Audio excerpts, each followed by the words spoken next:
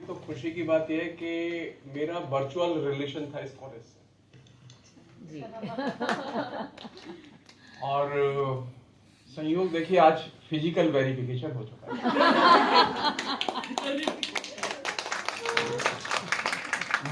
मेरी सचमुच में कल्पना में नहीं था कि मैं कभी इस कॉलेज में आऊंगा, लेकिन मेरी इच्छा थी क्योंकि मैं इससे वर्चुअल जुड़ा था। उसमें संयोग जिसे हम लोग कहते हैं, तो वो एक संयोग बना और आपके बीच में आए हम लोग।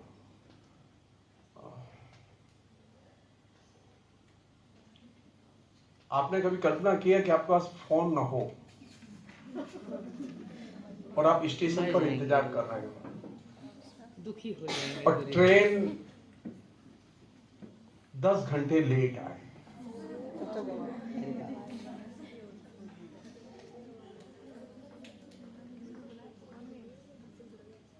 कष्ट होता है, जिसे हम लोग कहते हैं हिंदी वाले विरह। जिसका इंतजार है वो नहीं आ रहा है, तो उसमें जो बेचैनी है, उस बेचैनी में बहुत ही शानदार कविताएं लिखी गई,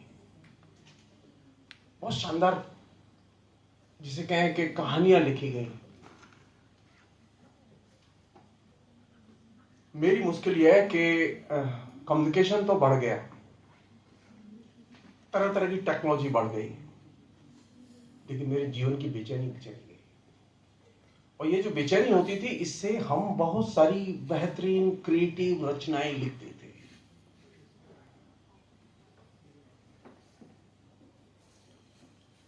आमतौर पर हम लोगों ने ये तो अच्छी बात है कि डाक दिवस के उपलक्ष्य में हम लोगों ने ये प्रोग्राम रख लिया इस बहाने से। तो बहाना बहुत जरूरी है, बिना बहाने के कोई काम नहीं होता हिंदुस्तान में।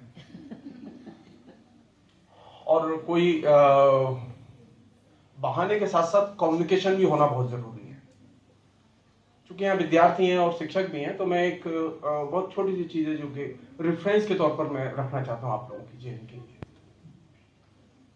मराठी के एक बहुत बड़े विद्वान हैं काशीनाथ विश्वनाथ राजवाड़े। मेरी जहां तक जानकारी है, जो भी थोड़ा बहुत मैंने पढ़ा है, काशीनाथ विश्वनाथ राजवाड़े सबसे पहले बड़े विद्वान हैं जिन्होंने कम्युनिकेशन की हिस्ट्री पर लिखा। और लिखा किस शीर्षक से? संप्रेषण कलाओं का इतिहास।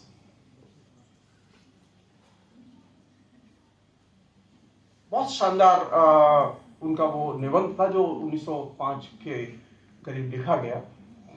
मैं जब मीडिया पे मैंने काम शुरू किया, तो मेरी ये चिंता थी कि भारत में कम्युनिकेशन की हिस्ट्री को किस तरह से विभिन्न भाषाओं में लोगों ने देखा है। तो काशीनाथ विश्वनाथ राजवाड़े पहले बड़े विद्वान थे जिन्होंने कम्युनिकेशन की हिस्ट्री को लेकर लिखा।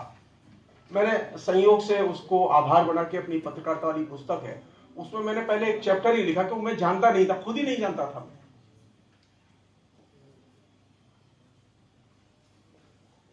किसे कहते हैं कम्युनिकेशन?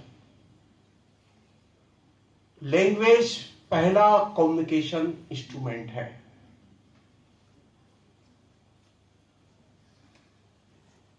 जब भाषा नहीं थी या भाषा आ गई, अब देखिए कुछ लोग इशारे में बात कर रहे हैं, बोल नहीं रहे, जिसे हम लोग भाव भंगिमाएं कहते हैं। आप उठा के देखिए नाट्यशास्त्र को, जो भरत ने पहले नाट्यशास्त्र लिखा था, उसमें कम्युनिकेशन के जो सबसे इफेक्टिव टूल्स वो मेघदूत नहीं है। मेघदूत तो बहुत बाद की रचना है। कैसे हम बात करते थे? इशारों में। वो जो हिंदी वाले कहते हैं ना, खग जाने खग ही की भाषा। पक्षियों के पास में तो लैंग्वेज होती ही नहीं है। एक किस्सा सुना हूं, बहुत छोटा सा, बहुत अच्छा किस्सा है। मैं जिस घर में रहता था कलकत्ते में, उसकी खिड़की पर 2 कबूतर रहते थे। और एक दिन क्या हुआ कि दोनों में झगड़ा हो गया। एक मेल था, एक फीमेल था।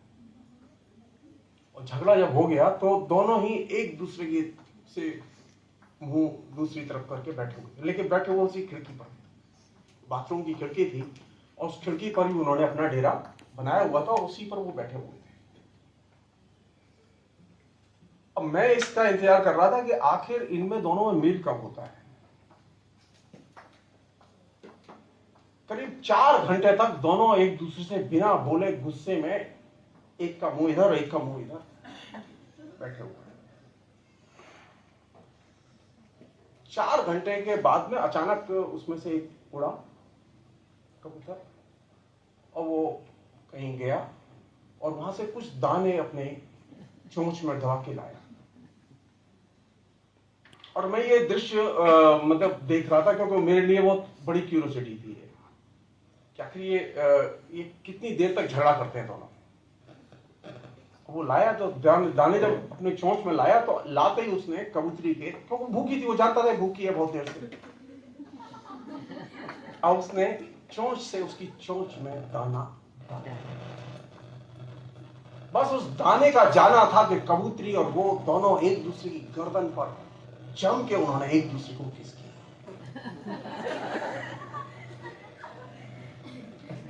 छोटा सा, और उसके बाद वे दोनों इतने खुश कि दोनों आकाश में उड़ते थे।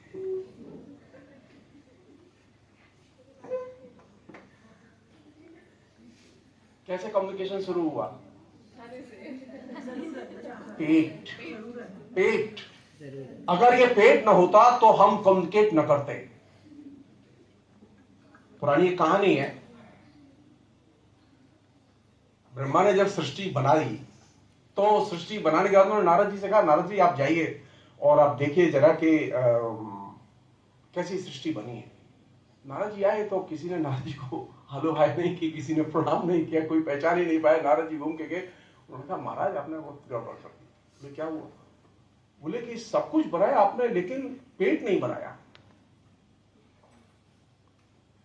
मुझे तो कोई पहचान ही नहीं पाया, और मैं देवताओं का ऋषि, मुझे लोग देवर्षि कहकर पुकारते और वहां किसी ने घास नहीं डाली मृत्यु लोक में।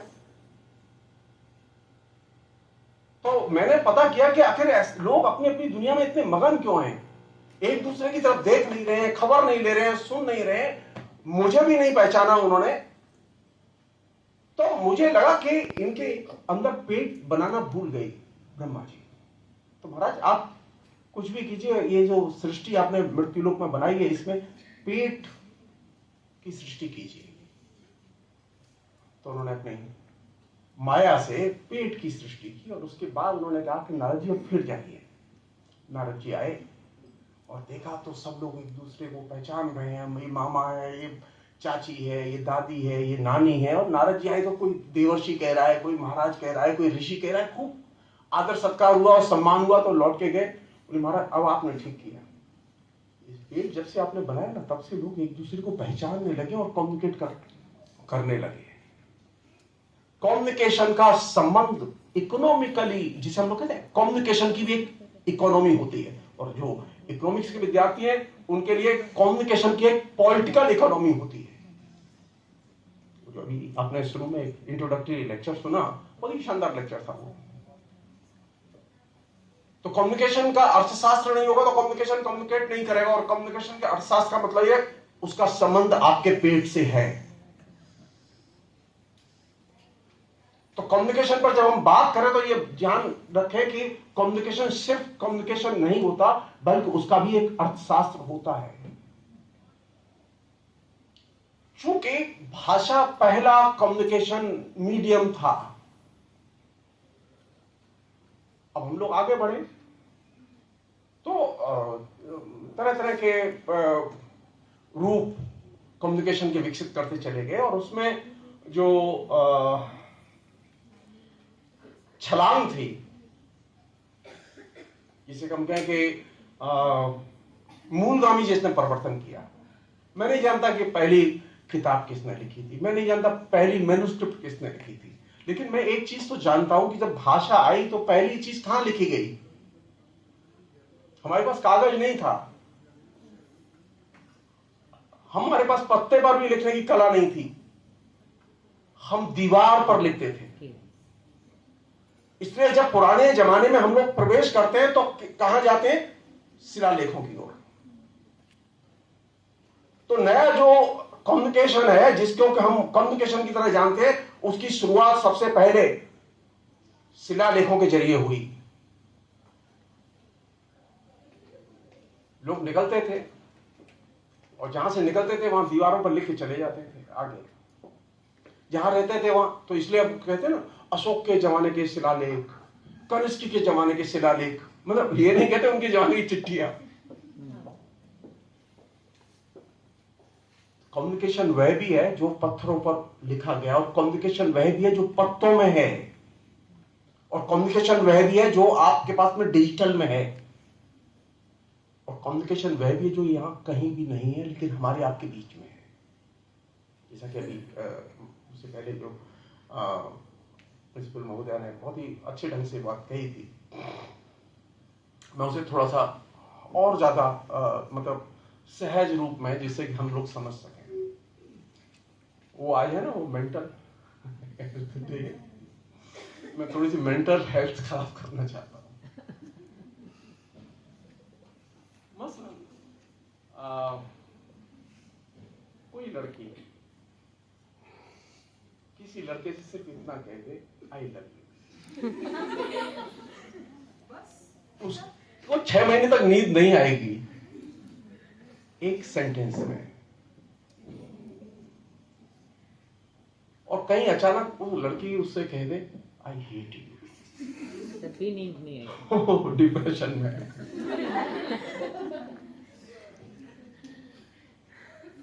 कौन सी चीज महत्वपूर्ण है इसमें? गैस करके बताइए। सेंटेंस एक ही है, आई लव यू और आई हेट यू।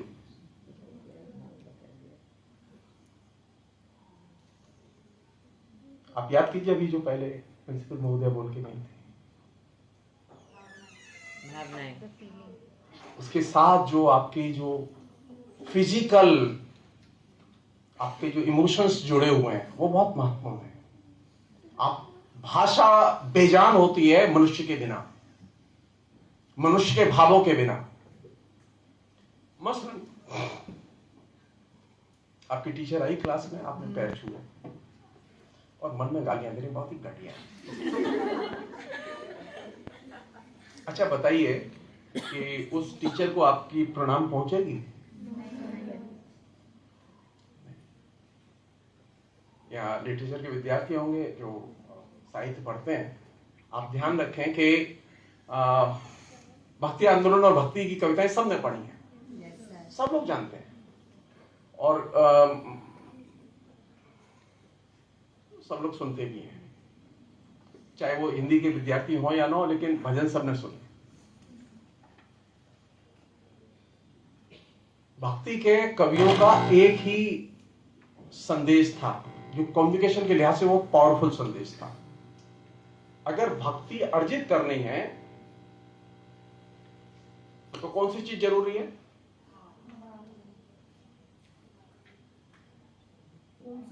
आपका मुझे अगर दिल जीतना है तो कौन सी चीज जरूरी है?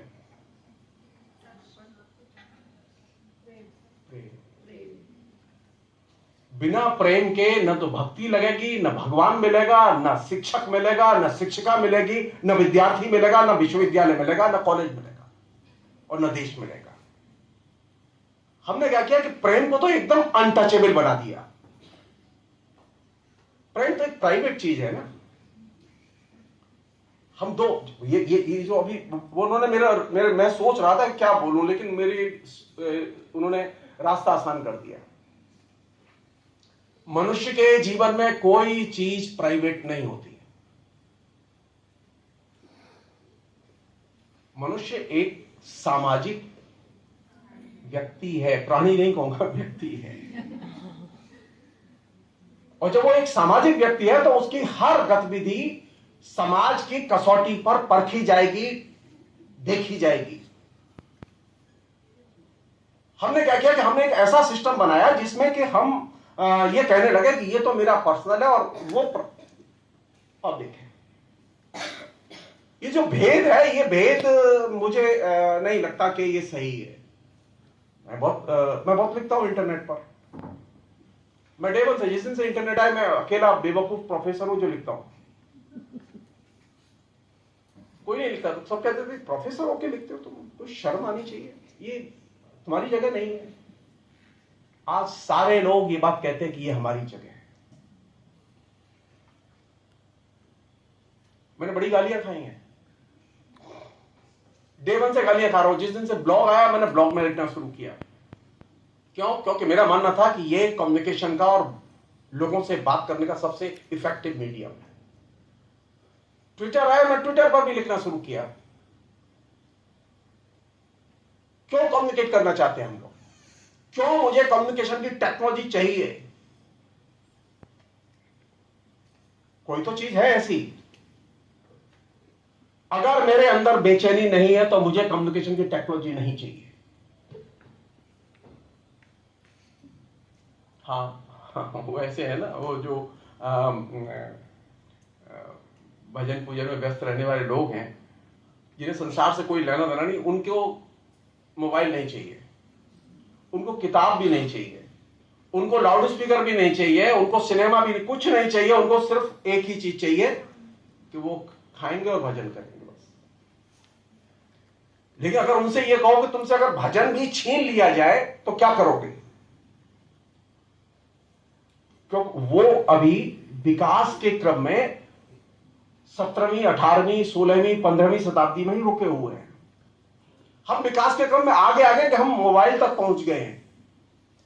कम्युनिकेशन की टेक्नोलॉजी की एक सबसे बड़ी उपलब्धि और विशेषता यह है कि कम्युनिकेशन की जितनी भी टेक्नोलॉजी पिछले 3000 वर्ष में विकसित हुई, वे सारी की सारी आज भी जिंदा हैं।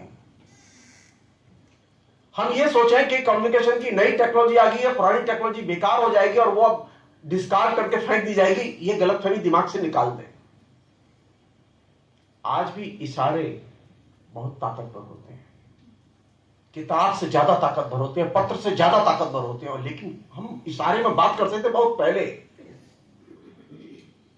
कई हजार साल पहले, भाषा के उदय के पहले बात करते थे। लेकिन आज भी इशारे सबसे ज्यादा ताकतवर है, बल्कि ये क्या, इशारे ज्यादा सौंदर्यात्मक और अच्छे और सुंदर हो गए हैं।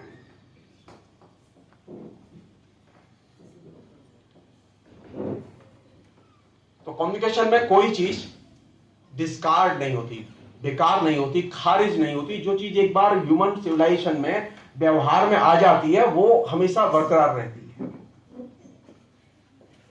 एक अन्य चीज और आखिरी चीज वो ये कि कम्युनिकेशन के दौरान, चूंकि इस बीच में कई चीजें आई हैं, मैं संकेत भर रखे और मैं बात खत्म करूंगा। सबसे मेजर चीज आई प्रिंट टेक्नोलॉजी, और इसने कम्युनिकेशन की दुनिया में एक तरह से क्रांति की। कम्युनिकेशन के पैटर्न को बदल दिया इसने। पहले हम लिखते थे, कागज पर या भोजपत्र पर हम लिखते थे, लेकिन छापे की मशीन के आने के बाद में एक बड़ा परिवर्तन हुआ जो कि पहले संभव नहीं था।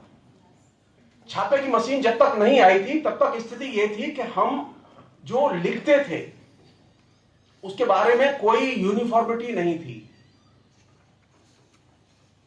कोई मानक चीज नहीं थी। आप हिंदी साहित्य का इतिहास उठाएं, रामचंद्र शुक्ल की लिखी हुई आप हिंदी साहित्य के इतिहास में आप टिप्पणी देखें तो आप पाएंगे कि वो कहते हैं कि मध्यकाल के कवियों के यहाँ जो सबसे ज्यादा भाषाई अराजकता दिखाई देती है, सबसे ज्यादा भाषाई अव्यवस्था दिखाई, कवि को ये मालूम नहीं है कि भोजपुरी में लिख रहे हैं, खड़ी बोली हिंदी में लिख रहे हैं।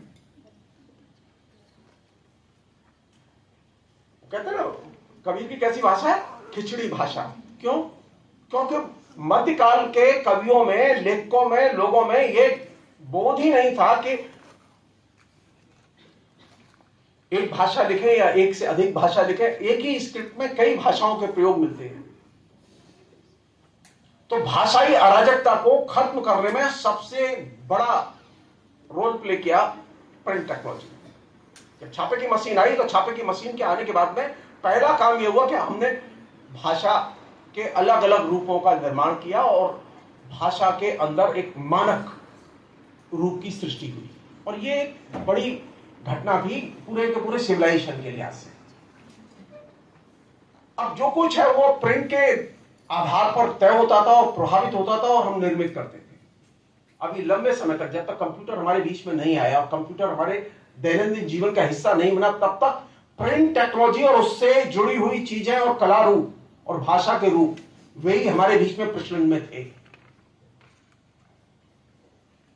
लेकिन प्रिंट टेक्नोलॉजी के आने के बाद जो बड़ी छलांग लगी वो कंप्यूटर के आने के बाद लगी, और कंप्यूटर ने पूरा का पूरा सिस्टम जो प्रिंट टेक्नोलॉजी के दौरान विकसित हुआ था उसे एक नई ऊंचाई पर पहुंचा दिया और हम अब नई दुनिया में दाखिल हो चुके हैं। अब यहां जो मूल समस्या थी वो थी लैंग्वेज की, कि आखिर ये जो पूरा डेवलपमेंट है, इस डेवलपमेंट में भाषाओं का विकास हुआ वो किस रूप में हुआ, या भाषाओं का नुकसान हुआ तो किस रूप में हुआ।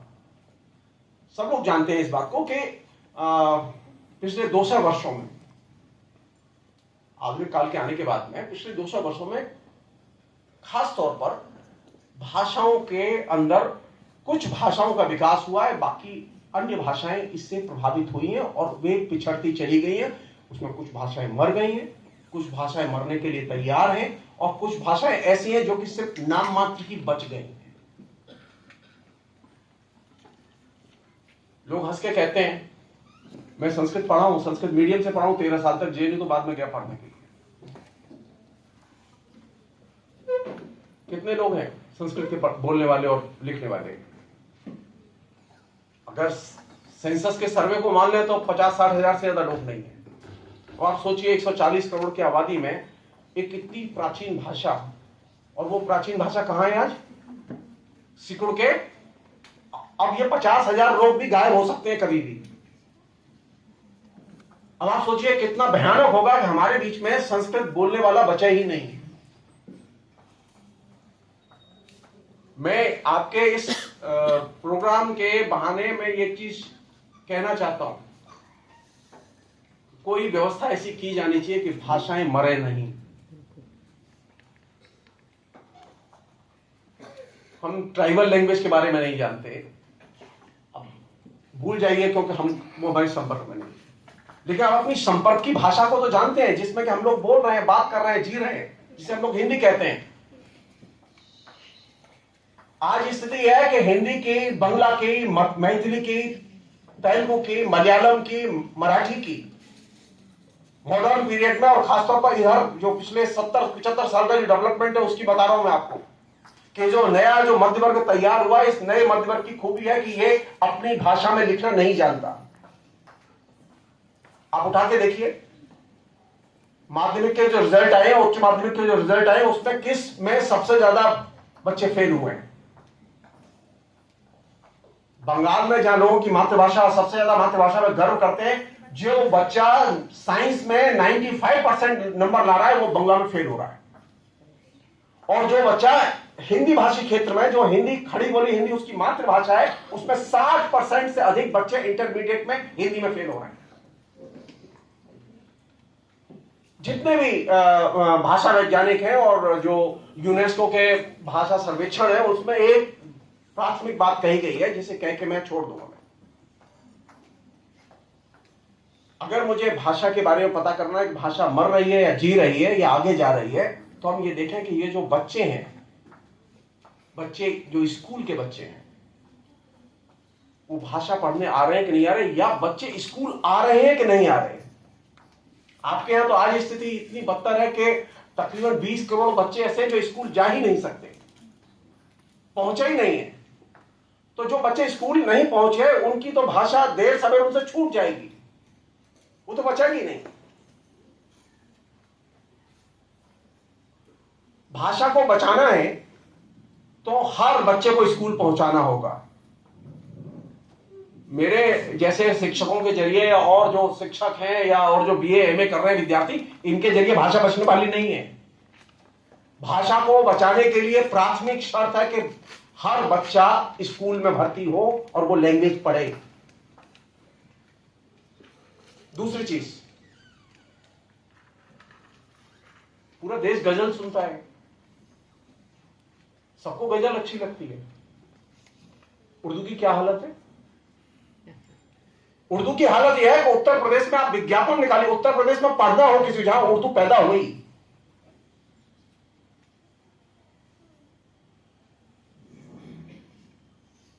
तो पढ़ने के लिए आपको 3-3, 4-4 जिले छोड़ के आपको जाके कॉलेज में एडमिशन लेना होगा। आपको उर्दू पढ़ाने के लिए कॉलेजों में व्यवस्था नहीं है।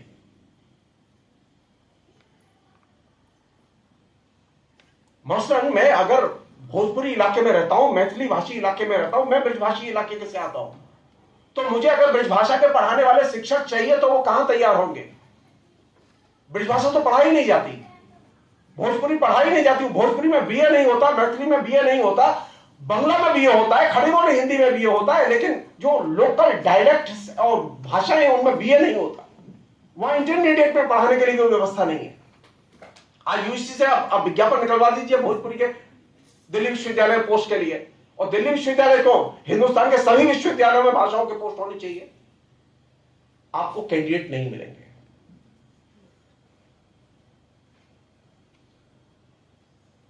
उर्दू पैदा हुई हिंदुस्तान में, लेकिन सबसे अच्छी उर्दू की पत्रिकाएं कहां से निकलती हैं? वो कनाडा से और शिकागो से। सोचिए, भारत और पाकिस्तान से नहीं। ये बात मैं क्यों कह रहा हूं कि आज आपके सामने ये संकट है। आज से 100 साल बाद स्थिति ये होगी कि ये विद्यार्थी जो अभी एक और बात कही थी जहां से बहुत अच्छी चीज बनती है, अभी तो स्थिति है कि जो हम लोग इंटरनेट पर लिखते हैं या जो मोबाइल सेवी हैं, अब तो वो मतलब जन्मदिन मुबारक हो ये भी लिखा लिखाया मिल जाता है। मतलब वो शब्द भी लिखने की जरूरत हमें नहीं होती, स्क्रिप्ट अवेलेबल है और स्क्रिप्ट को हम कट पेस्ट करके लगा देते हैं। कम्युनिकेशन की टेक्नोलॉजी के विकास में, खासतौर पर ये जो टेक्नोलॉजी, जो मॉडर्न टेक्नोलॉजी आई है, इसने भाषा की दृष्टि से हमें अपाहिज बनाया है। मैं ये मानने के लिए तैयार नहीं हूं कि ये हमें भाषाई समृद्धि की ओर ले जा रही है। छोटा सा उदाहरण ले लीजिए, आप खाली विश्वविद्यालय और कॉलेज के शिक्षकों को, सभी भाषाओं के और सभी सब्जेक्ट के, आप शिक्षकों को कहिए आप कंप्यूटर पर काम करिए, आपको जान के आश्चर्य होगा कि 80% से अधिक शिक्षक कंप्यूटर पे स्पीड से लिखना नहीं जानते, आदत नहीं है। तो विद्यार्थियों के संस्कार कहां से बनेंगे? भाषा के निर्माण के लिए और भाषा को बचाने के लिए जैसे साक्षरता जरूरी थी उस जमाने में, आज के जमाने में कंप्यूटर साक्षरता और कंप्यूटर सेवी होना बेहद जरूरी है। हमारा तो मुझे तनख्वाह मिलती है 1 लाख रुपए, 1.5 लाख रुपए, 2 लाख रुपए, 3 लाख रुपए, लेकिन मेरी स्थिति है कि मैं 3 पन्ने रोज कंप्यूटर पर नहीं लिखता। मुझे नहीं मालूम कि कंप्यूटर पर कैसे लिखा जाता है। मैं फिर अचानक कहता हूं, अच्छा तुम आ जाना जरा, मुझे कुछ काम कराना है। ये जो आधुनिक भाषाएं बची कैसे? ये आधुनिक भाषाएं बची पढ़ के, लिख के। भाषा बचती है बोलने से नहीं, भाषा बचती है भाषा की शिक्षा से। हमने क्या किया कि हमने भाषा की शिक्षा को सेकेंडरी बना दिया है। सेकेंड चीज वो ये, भाषा के इस एटीट्यूड को बदलने के लिए जरूरी है कि आप अपनी रीडिंग हैबिट भी बदलें। किताब बहुत जरूरी है, किताब पढ़ी जानी चाहिए, लेकिन किताब के साथ साथ किताब को इंटरनेट पर भी, ई बुक में भी पढ़ने की आदत हमें विकसित करनी होगी। अभी जो भाषा का जितना भी खेल है, भाषा का जितना भी विकास है, भाषा की जितनी भी समृद्धि है, वो किस वजह से आई? किताबों की संस्कृति और किताबों के लिखने से और किताबों के संप्रसार से आई।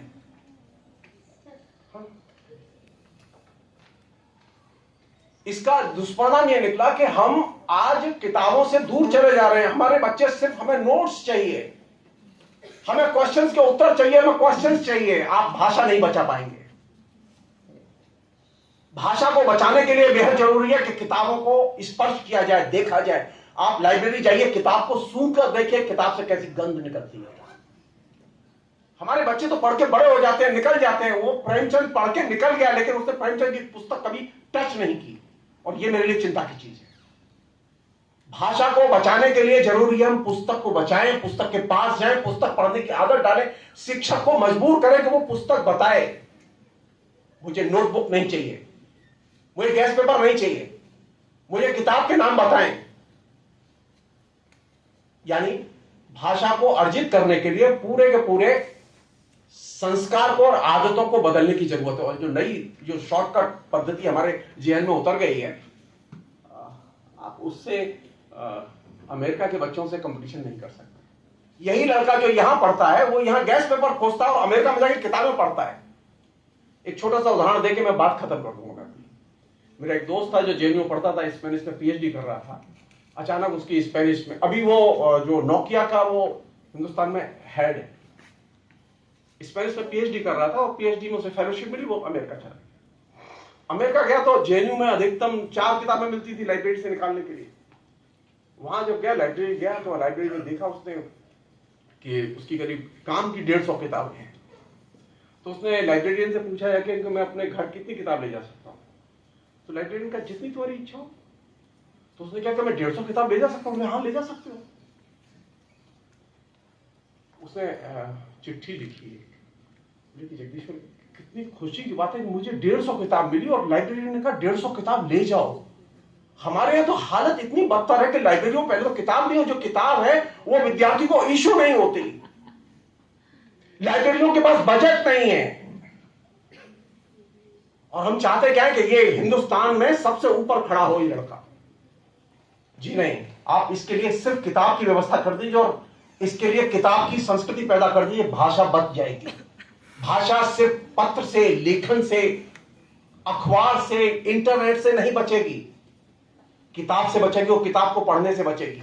हमने क्या किया, किताब तो हम नहीं पढ़ेंगे क्योंकि बहुत बोरियत होती है उससे। आप तय मानिए, फिर आप ग्रेट डिप्रेशन का हिस्सा होंगे। और इस डिप्रेशन से निकलने का एक ही समाधान है। उसमें इंटेलेक्चुअल डिप्रेशन भी शामिल है, उसमें कल्चरल डिप्रेशन भी शामिल है, उसमें आपका सोशल व्यक्तिगत डिप्रेशन भी शामिल है। उससे निकलने का एक ही तरीका है, किताब की संस्कृति का जितना हम विकास करेंगे, भाषा की संस्कृति उतनी ही विकसित होगी। बहुत बहुत शुक्रिया, थैंक यू।